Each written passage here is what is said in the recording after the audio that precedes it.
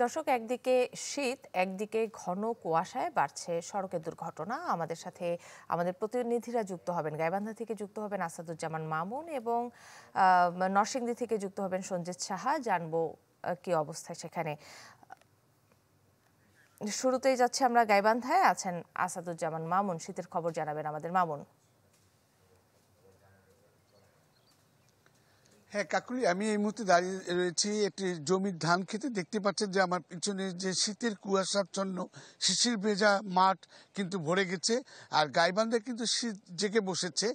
আস্তে আস্তে দিন যতই যাচ্ছে শীত কিন্তু ততই তীব্রতা বাড়ছে। গত সপ্তাহে কিন্তু শীতের তীব্রতা খুব প্রচণ্ড ছিল এবং সেখানে কিন্তু মানুষজন কাহিল হয়ে পড়ছিল। তো গত কয়েকদিনে সূর্যের তাপমাত্রা বাড়ায় এবং সূর্যের মুখ দেখা যাওয়ার কারণে কিন্তু এই গাইবান্ধার শীতের তীব্রতা গত সপ্তাহের চাইতে এই সপ্তাহে কিছুটা কম রয়েছে। তবে আজকে কিন্তু এখনো সকালবেলা যেটা, সেটা কিন্তু শীতের তীব্র সূর্যের মুখ কিন্তু দেখা যায়নি, ঘন কুয়াশা আচ্ছন্ন রয়েছে। তো দিনের বেলাতে কিন্তু গাড়ি ঘোড়াগুলো আপনার যে গাড়ির যানবাহনগুলো রয়েছে হেডলাইট জ্বালিয়ে চলাচল করছে। তবে গাইবান্ধায় যে শহরের চাইতে কিন্তু যে চর অঞ্চল রয়েছে সেখানে কিন্তু শীতের তীব্রতা বৃদ্ধি পেয়েছে। এখানে জেলা প্রশাসন থেকে শুরু করে সামাজিক সাংস্কৃতিক সংগঠন এবং স্থানীয় মধ্য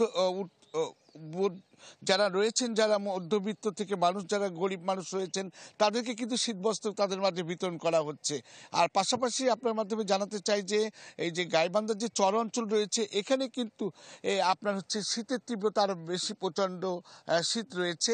এবং সেখানে দেখা যাচ্ছে যে এখানে গাইবান্ধার যে সদর হাসপাতাল সহ যে উপজেলার হাসপাতালগুলো রয়েছে সেখানে শীতজনিত রোগের কিন্তু মানুষ, বয়স্ক মানুষ এবং শিশুরা কিন্তু আক্রান্ত হচ্ছে। পাশাপাশি তারা হাসপাতালে ভর্তি রয়েছে, সেখানে ওষুধের আপনার সরবরাহ কম রয়েছে এবং সেখানে স্বাস্থ্যসেবাও কিন্তু আপনার হুমকির মুখে পড়েছে যেখানে লোকজনের অভাবে। আর আপনার হচ্ছে শীতজনিত রোগের কারণে অনেক গত সপ্তাহ থেকে এই সপ্তাহে রোগী বাড়ছে বলে আমি জানতে পেরেছি।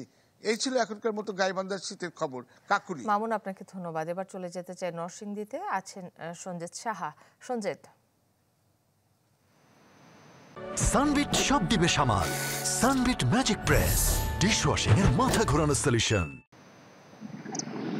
কাকলি, আসলে উত্তরবঙ্গের সাথে পাল্লা দিয়ে কিন্তু নরসিংদীতেও বেড়েছে শীত এবং ঘন কুয়াশা। এবং এই ঘন কুয়াশার কারণে কিন্তু মহাসড়কটা অনেকটাই বিপজ্জনক হয়ে উঠেছে। আপনি জানেন যে ঢাকা থেকে ভৈরব পর্যন্ত নরসিংদীর যে অংশ রয়েছে সেটি কিন্তু ৫৭ কিলোমিটার। এই ৫৭ কিলোমিটারের মধ্যে নরসিংদীর যে শিবপুর, ইটাখোলা, গাছিরদিয়া এবং কান্দাইল সহ বেশ কিছু স্পট কিন্তু রয়েছে যেগুলি দুর্ঘটনা প্রবণ। এবং ঘন কুয়াশার কারণে কিন্তু সেই জায়গাগুলি কিন্তু আরো ঝুঁকিপূর্ণ হয়ে উঠেছে। এবং সবচেয়ে বড় যে বিষয়টি রয়েছে যে সকাল থেকে কিন্তু ঘন কুয়াশার সংখ্যার পরিমাণটা বেড়ে যায় কিন্তু রাতে, অর্থাৎ রাত ১০টার পর থেকে সারা রাত এবং ভোর পর্যন্ত যেই সময়টা, সেই সময়টা কিন্তু ঘন কুয়াশা একদম গুটগুটে অনেকটা অন্ধকার অবস্থা সৃষ্টি হয় মহাসড়কগুলোতে। আপনি জানেন মহাসড়কের আশেপাশে অনেকাংশেই কিন্তু ফাঁকা জায়গা রয়েছে, যার কারণে কিন্তু এই ঘন কুয়াশাটা বেশি। এবং এই ঘন কুয়াশার কারণে কিন্তু দুর্ঘটনার আশঙ্কাটা অনেক বেশি বেড়ে গেছে। এবং ছোট বড় কম বেশি কিন্তু হরহামেশাই কিন্তু দুর্ঘটনা ঘটছে।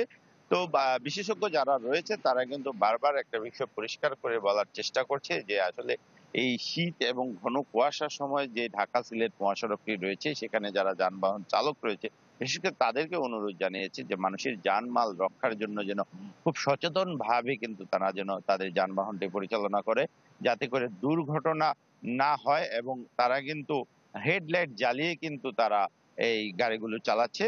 তো সচেতনার সাথে সে কিন্তু চালানোর আহ্বান জানিয়েছে এবং সেই সাথে খুব দেখে শুনে গাড়ি চালানোর আহ্বান জানিয়েছে। তো এখন পর্যন্ত সকাল বেলায় কিন্তু কুয়াশার পরিমাণটা কম, সেটা রাতে বেশি থাকে। তো এই ছিল এখানকার সর্বশেষ অবস্থা।